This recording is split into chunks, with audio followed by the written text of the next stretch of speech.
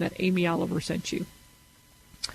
Well, I'm pleased to have in studio my very good friend, Jeff Hare, who's heading up this 51st State Initiative. Jeff, welcome to the show. Thanks so much for being here. Yeah, well, thanks for having me, Amy. I appreciate it. Give us the skinny. How did you get involved in this? And then why? I mean, why? What's important about it? Good question. Well, I think it all stems from the legislative activity that happened this last session. The 2013 became the culmination of, frankly, years of frustration for us as citizens of Weld County and throughout Colorado. You've done a great job chronicling some of that really poor legislation that was done, somewhat overtly hostile legislation that was done not only in 2013, but you've done a great job the last few years. Well, thank you. But I will say, I think some of it, two words that you used there that to me are spot on, overtly hostile.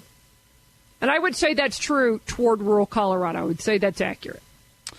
Yeah, and there's so that's I guess I've been following the whole legislative action. I have met with the commissioners and expressed frustration from the commissioners throughout the legislative session on a variety of issues, as have you and a lot of people in Weld County. And so the discussion really went from, what can we do about slowing the tide down of erosion of our liberties across the board. And so as the commissioners really don't have nullification authority within the state constitution, which is kind of what people were asking them to consider. And so they came back, after evaluating, all that they did in terms of the impact on the folks of Weld County and throughout this the rural part of Colorado, and they're the ones that came back with how about we consider this idea of statehood. And when that came back in mid-June, I had heard some rumblings of that, but when it was announced publicly, I felt like it was important to give some structure to the movement. So originally I started the Facebook page, and then in the last few weeks we've started a nonprofit organization to help further the message and the dialogue that they've started within this county. So first of all, give out the website. Tell people where they can get more information on this, and then let's find out where we are. Sure. So the website is 51ststate.org. So number 51ST, 51st STATE. So 51ststate.org. There's links to social media on there. We've got a very, very, very active Facebook page that we're posting on regularly. So if you're on Facebook, it would be good to connect with us there as well. So here's from. We're getting this right now. Well, the initiative reads: Shall the Board of County Commissioners of Weld County, in concert with the county commissioners of other Colorado counties, pursue becoming the 51st state of the United States of America? That is now going to be on the ballot, correct? That is correct, this fall. Okay. So who are the other counties that are involved? So originally there was a group of 10 counties that have had multiple public discussions on the topic. So it's primarily the counties in the northwest part of the state. So Sedgwick, Cheyenne, Yuma, Phillips, Weld, Logan, Washington, Kit Carson, Lincoln, and Morgan. Elbert has joined the conversation as well, and I think we'll probably end up referring this to the ballot. Just as a recap, there's been five of the 11 counties have referred it to the ballot already.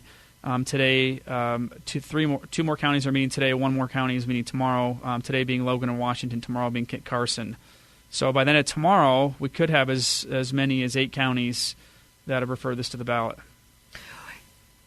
I'm assuming that it's going to pass, and this is just based on my very unscientific poll, but the feeling that certainly the people that I've talked to, the reaction I got both on Facebook, phone calls, emails, I should say a significant majority of my listeners would like it to pass. If it does pass, what does that mean? Well, rightfully so, the commissioners in these counties are gathering feedback, and our commissioners held 4 public meetings over the last few weeks to gather some input on whether this should even go on the ballot, and to listen to other ideas. The ballot question this fall is really a non-binding referendum that gives them official feedback in a poll form, if you will. As you stated and as you've read the ballot question, should they continue to pursue the 51st state, the formation of a 51st state? So the interesting thing about what's happening is this is gaining quite a bit of steam. I know that our commissioners, as well as myself, have been receiving inquiries from different parts of the state, not only about the idea of the 51st state, but also a second idea that was mentioned in the last one of the last meetings, which is potentially annexing to Wyoming. Has anybody looked at that? Has anybody contacted Wyoming about that? Because I got to tell you, that was one of the topics that, I sat at the Colorado Farm Show. We sat around a table, and sitting at our table was the Deputy Commissioner of Ag in the state of Colorado. I'm sure he was slightly uncomfortable. I could be wrong. Maybe he took it in stride, but the conversation there was, why don't we just get annexed by Wyoming? We can be the banana belt of Wyoming. Has anybody actually taken a step to explore that? We haven't. I haven't yet. I don't know that the commissioners have, from any of the counties have yet. I think really the question is, as it relates to what we want to see happen going forward, in terms of restoring liberties and restoring a voice for the rural part of the state, is that the right move? So I think what we're working. Well, I don't think what we're working on right now is kind of a structure to put in place of various different policy committees that would look at the current state constitution and the current statutes, and look at what kind of come up with some ideas of what that would look like in a new state, and then apply kind of those same principles we'd be looking for to what Wyoming does now. On the face of it, Wyoming is much more ag and energy economy friendly, so you'd expect that they would have a much more friendly approach and much more agreeable approach to how we'd want to do business in the new state. But I don't think this is a decision that should be rushed. I think it should be very well thought out, well researched, well planned, well communicated with folks, but frankly, in both states. So I think it's a little premature to go up there and say, hey, would you consider us? We don't know if it's going to be 10 counties or it could be 25 counties that may seek that approach in the long run. Jeff, we have to take a quick break. Coming back, I want to ask you. I think it was Phillips County that suggested this one senator per county representation as a way to balance out the Senate, much like they do at the federal level, which 2 senators per state, and that's it, regardless of population. Want to know where that is, and then I want to get into some of the other issues. The suggestions have been, and one of the commissioners even said, "Listen, we're going to put it on the ballot. Likely, it won't go anywhere beyond that because we know the current makeup of the state legislature. Probably not going to allow Weld County or any other county to secede." That begs the question of then why do it? But I want to ask, I'll ask that question, and then I want to ask about things like water and severance taxes, oil and gas, all of those kinds of things that are sort of contractually were tied into the state. So we'll continue this conversation with Jeff Hare of the 51st State Initiative. We'll continue it right after this break.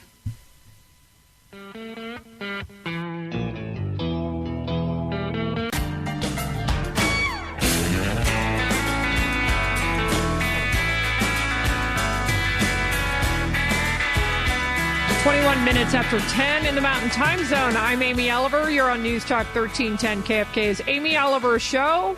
Right now, I'm also on the 51st State Initiative Facebook page. And, I'm talking with Jeff Hare, Jeff, do you have a title for the 51st? Are you the executive director or the... Yeah, I guess spokesperson would be the best way to... Guy in charge? Chief cook and bottle washer, yeah. You haven't been up all that long, but I have to say you've got 11,452 Facebook likes. Yeah, this is a big. This is the left loves to make a joke of this, but I will say this as somebody who's been down at the state capitol and seen how the progressive left, the Denver-centric progressive left, has treated rural Colorado. I'm not surprised that it comes to this. It was simply a matter of time. I would ask you this, though. If you don't think it's going to go past, it's not going to make it out of the state legislature, then why do a ballot initiative? Well, I guess I would challenge that premise. I think we can get it out of the state legislature, and I think primarily because the progressive left doesn't want us in their state any more than we want to live with the agenda of the progressive left. So I think I think we can reach an amicable divorce, if you want to call that. Differences of values and policy, vision for the state in my mind, is irreconcilable. And I think what consenting adults do sometimes is they come to a conclusion that a divorce is necessary. So I think the progressive left will want the divorce as much as we want to be, rid of them and the ability to form our own state. And while that may be true, and there are divorces that are like that, the left is not going to let go of our water. They certainly want, as much as they hate oil and gas, they certainly want all of the money that comes from it. So I guess my question, they're contractually, if you want to compare it to a divorce, contractually, I don't see this as being a 50-50 split. They may let us go, but it's only after they've taken us for everything we have. Well, I think divorce is, in that respect, the dividing the assets is a negotiating process. Governor Hickenlooper seems to think that the urban population supports the rural population. So if that's his premise, I think we have a fairly decent basis for negotiating kind of the terms of the asset split.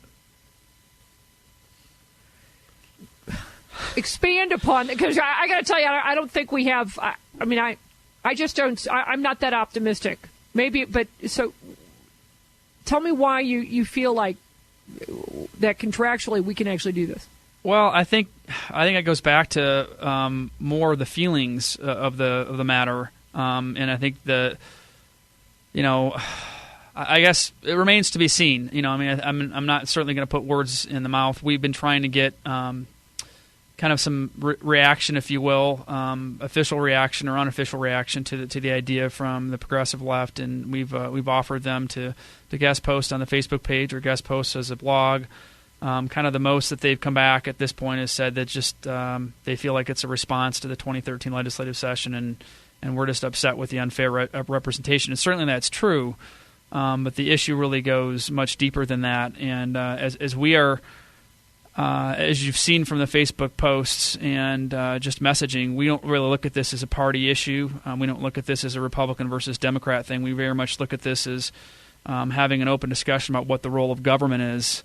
And I think that it's not just those that have an R in front of their name. There's a huge amount of unaffiliated folks and quite frankly, probably quite a bit of Democrats that believe that the role of government is significantly different than what was envisioned by our founding fathers. So, I think if we continue to message this as really, a discussion of the role of government and asserting states' rights and having local control, which is really what we're calling for in the rural areas of the state, is we don't want to have an autocratic or very top-heavy approach from a state government on rural communities. I think that message and we'll call it a message of liberty.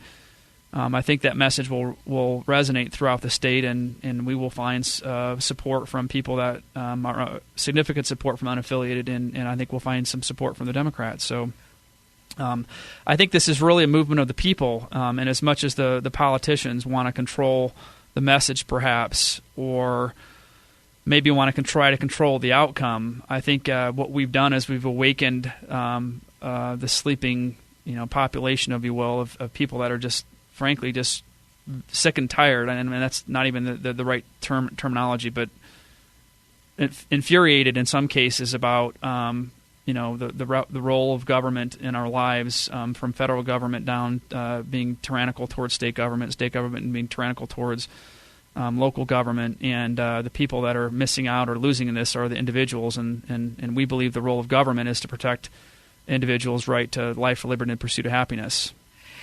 Jeff, if it passes, explain more. What is your next step after this? How does somebody introduce it in the state legislature? So, yeah, we expect it to be introduced in this 2014 legislative session. Okay. We're haven't got really got at that point where we're seeking representation. Who's going to carry it? But okay. If it has to go to statewide ballot, we go back to the Broomfield County example where it went to a statewide ballot, sure. A petition, and we feel like we can garner the support to get it on the ballot. Whether it's 2014 or 2015, remains to be seen. We think the longer this goes, the more counties and population throughout the state that kind of buy into this liberty movement, they will support this. And, I think we're going to see a lot of a broad support, kind of similar to what Broomfield County did when they formed. If you were to give me a quick timeline, how long do you think this takes? If you were to be completely successful, how long would you anticipate? Statehood, I would say we're looking at least 3 to 4 years minimum. It could go longer than that. It's going to be a long battle. We got to get it out of the state legislature. We got to have a constitutional amendment, and then we've got to get it to the congressional level. The one comment I would make: a lot of people say it's never going to happen at the congressional level because formation of 51st state would be adding new to quote unquote conservative senators, and I think there is potential for kind of a modern-day Missouri compromise, if you will, when we get to that level of bringing in perhaps a state like Puerto Rico and have a conservative and not-so-conservative state coming in and kind of diffuse the issue of this is really going to change the balance of power in the U.S. Congress. So that may be 2016, that may be 2017. I mean, who knows? What thing has surprised you the most about being involved in this movement? How it's evolved from a rural versus urban issue, which it clearly is that, but how folks in more urban areas, Douglas County, El Paso County, as examples that have more conservative principles. But I think people are angry. I mean, they're just really angry with the role of government, and I'll use angry as the term because I could use a lot more harsher terms, as you've seen it from the Facebook page. But people just want government out of their lives, and this whole paradigm where the federal government is supreme to state government and state government is supreme to individuals and local governments is just the complete 100% opposite of what the founding fathers envisioned for our country. And I think that's what we're starting here as a national dialogue with our goal of flipping that paradigm, if you will, of allowing much more local control, which, the comment back is the best form of government's local government because they're most accountable to the people. And we saw that in the Weld County, open meetings and such. And so I think that's what's surprising to me is how quickly this has changed from that rural versus urban divide to a message really of restoring liberty to the individuals. And I will have to just say there are a lot of movements throughout the country in different forms of gearing up again. I just got a call from Northern California this morning. The Jefferson State concept is going to get resurrected for Northern California, Southern Oregon. We've had calls from upstate New York, Western Maryland, and downstate Illinois. So I think we're just on the tip of this national discussion. Actually, that's kind of interesting. And I'm looking at your Facebook page too. By the way, there are open invitations to the Progress Now Colorado Democrat Party. Any other Colorado-based group speaks on behalf of the progressive movement. Come post on the Facebook page. I doubt they'll do that. I think they'd prefer to take pot shots at rural Colorado from behind the safety of their internet. Mm-hmm. So I think they'd rather do that than actually engage in a dialogue. But I do know you did get some opposition at a recent event. Tell me about that. Well, opposition has come in various forms. There's people from the progressive left that, like you said, have been mocking this, not official mocking, although we did have the political director for Progress Now Colorado, Alan Franklin. He's been poking some fun at us, and they actually come up with the a state flag. NorthColorado.us, I think, is the website where they posted it. So it's interesting to see their mocking of the movement. There's been some people in Weld County on the more of the left that don't want to see this to go to the ballot, and they've got their right to voice their opinion. And then there's been people from the right that frankly, they're not as convinced that this is going to happen. They convinced this. Their theory perhaps is our time and efforts could be used in a different manner. But I think as we've had the conversation on Facebook, we've heard the feedback. There's some frustration with the Republican Party, and I think that is part of this discussion. Like I said, that we haven't really mentioned party on the Facebook page because it is an overall movement to restore liberty, as opposed to trying to restore one party's control. So I think that dialogue will continue. I do too, and actually, it's a great local dialogue, and I think you're seeing it, like you said, spread not just, it's not remaining just within the confines of rural Colorado. It is now spreading to so many other areas of the United States. You guys have tapped into a feeling that people are disenfranchised, and they're showing it.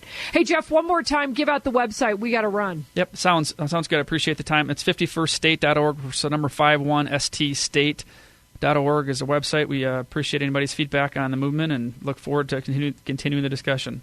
Yeah, I'd love to have you on regularly. You can give us updates. Sounds great. Thanks, Amy. Great. Jeff Hare from the 51st State Initiative makes some great points. 10:34 the time in the Mountain Time Zone. We're going to take a quick break, get an update from the 24-hour News and Weather Center.